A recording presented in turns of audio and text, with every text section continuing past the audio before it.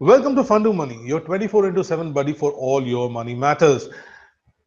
Tax savings investment season is all set to come to an end, and you're wondering what are the basic things that you need to do, more things that you need to do.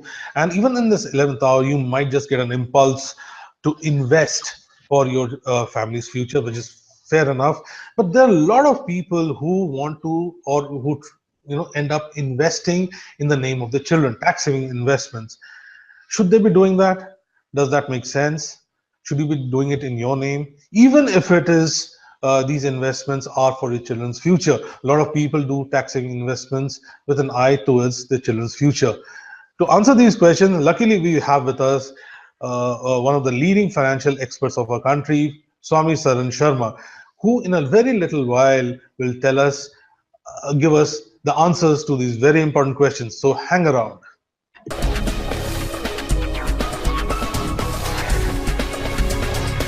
Welcome to Fundamani Swami. Swami, a lot of people do these tax saving investments in the name of their children because they think that they're earmarking it for their children's future. Do they need to do it that way? Or it's just a psychological thing that, because it's in the name of the children, they know, they're sort of bucketing it.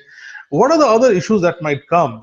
Because one day these children are going to grow up and they're going to become majors. Are there implications? So at this 11th hour, if they're suddenly making an investment in the name of their children or thinking about it, what are the things they should be keeping in mind? Yeah, very interesting question. Then, actually, when you save in the name of your children, everything which is construed as a transfer of income from your side to the children is not acceptable by the income tax, because they want to tax everything in your name, because it is primarily your income.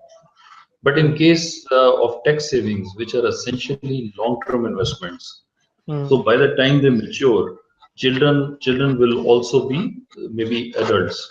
Supposing while investing, I think one should keep this in mind, that at the time of maturity, if the children are they will become adults, proceeds will become ultimately tax-free in case it is provided by the scheme itself.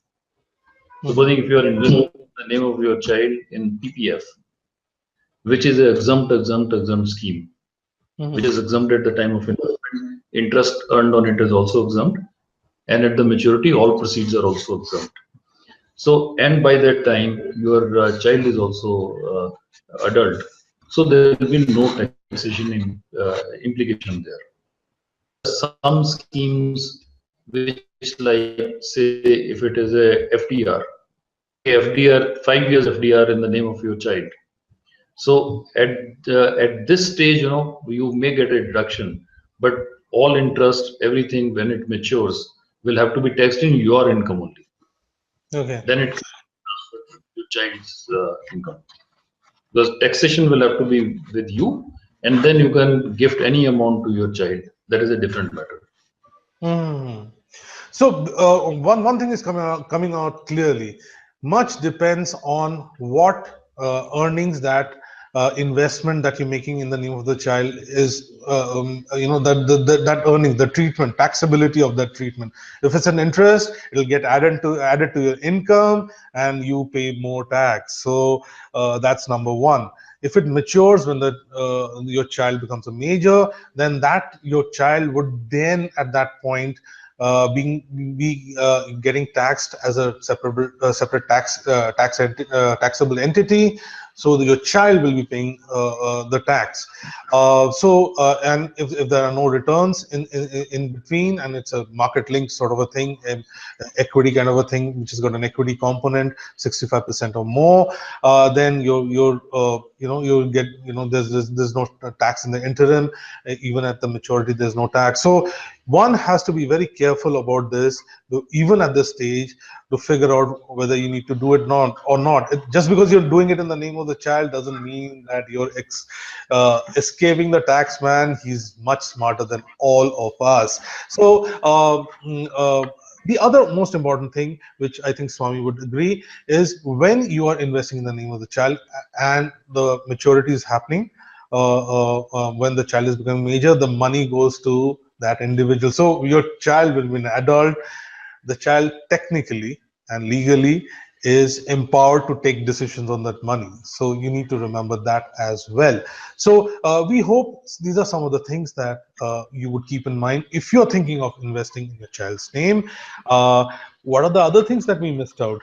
Do point it out to us on in the comment section. Please use the closed caption and the subtitles to check out the highlights of this discussion.